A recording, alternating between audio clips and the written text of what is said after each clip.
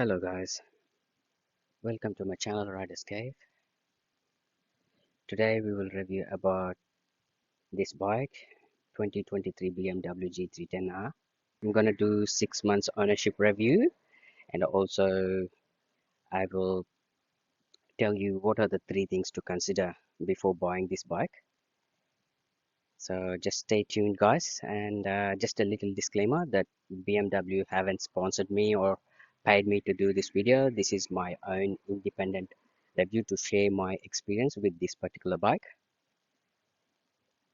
First of all, let's see the specs of this bike.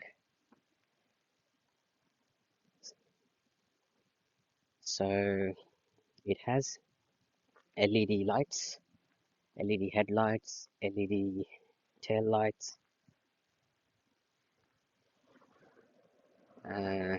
So this is a digital tachometer. So it basically shows the gear indicator time and how many kilometers has been done, which is 4,695, and the fuel gauge and speed. The maximum speed I have done on this bike is 120, and I had no issues whatsoever. It has enough punch to go on the open roads. Basically, I use it for daily commute in the city ride and occasional distance touring. So guys, the 2023 model has two upgraded features, which is the slipper clutch, which is this adjustable levers. You can adjust the lever 1, 2, 3, 4. This model has three colors guys. uh, this color is pearl white with racing blue metallic, and you have racing red and cosmic black. So its starting price is 990. Now this depends on the rider location as well.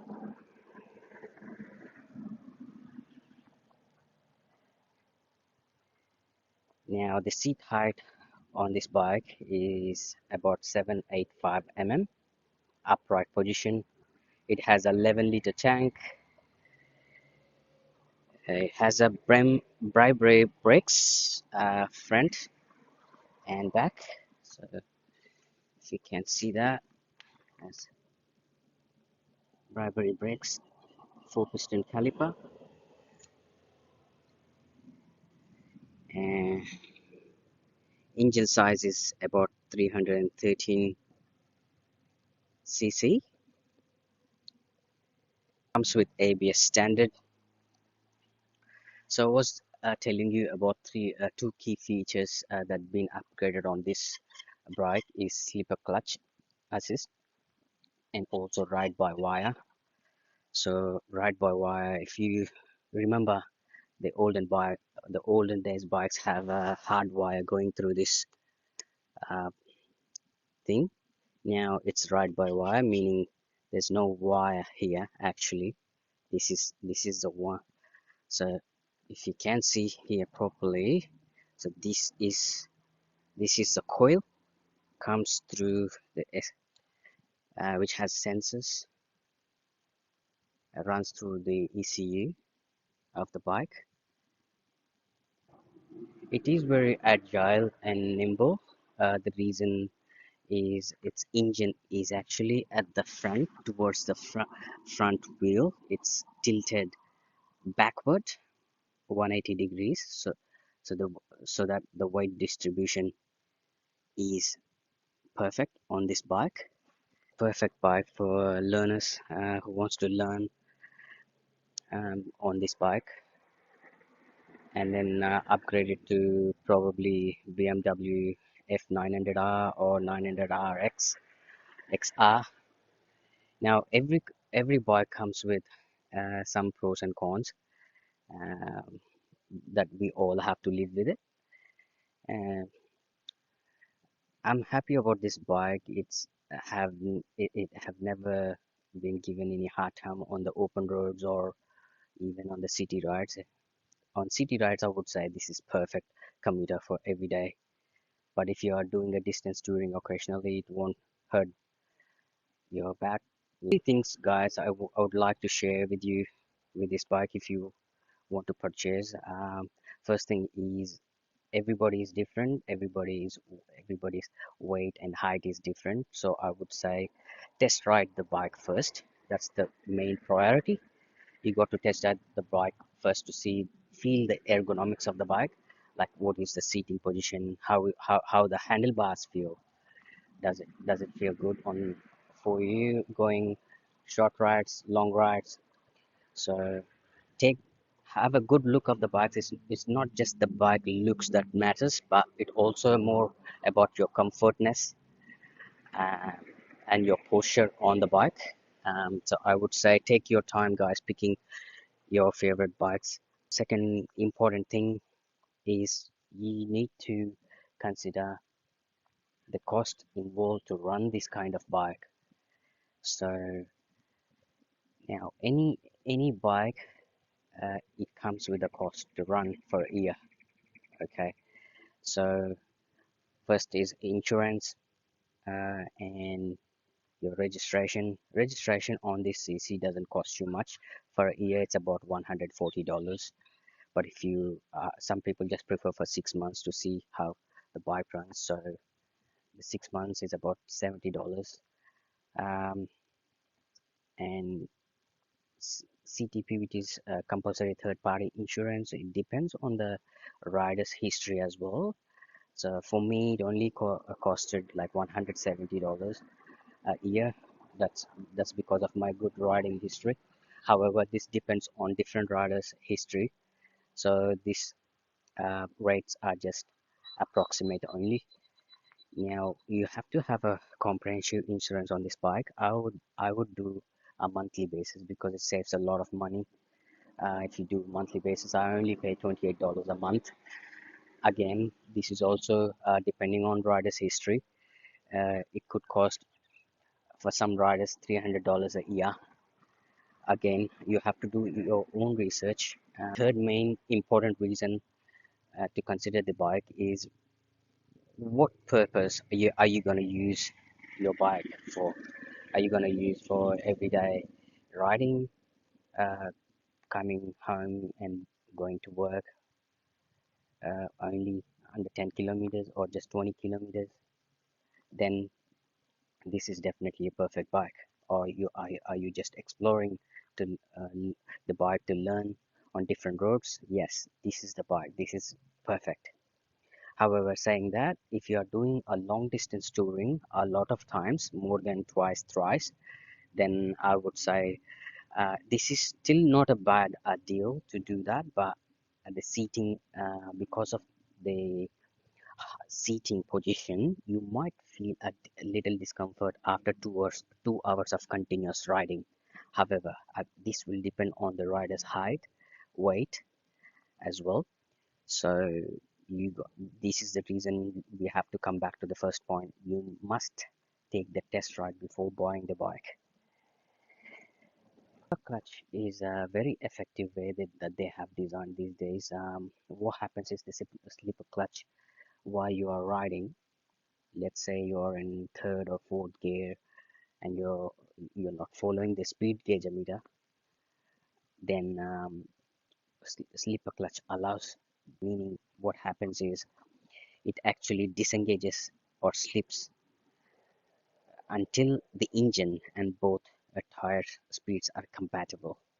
That's the feature BMW have added on 2023 model for safety reasons.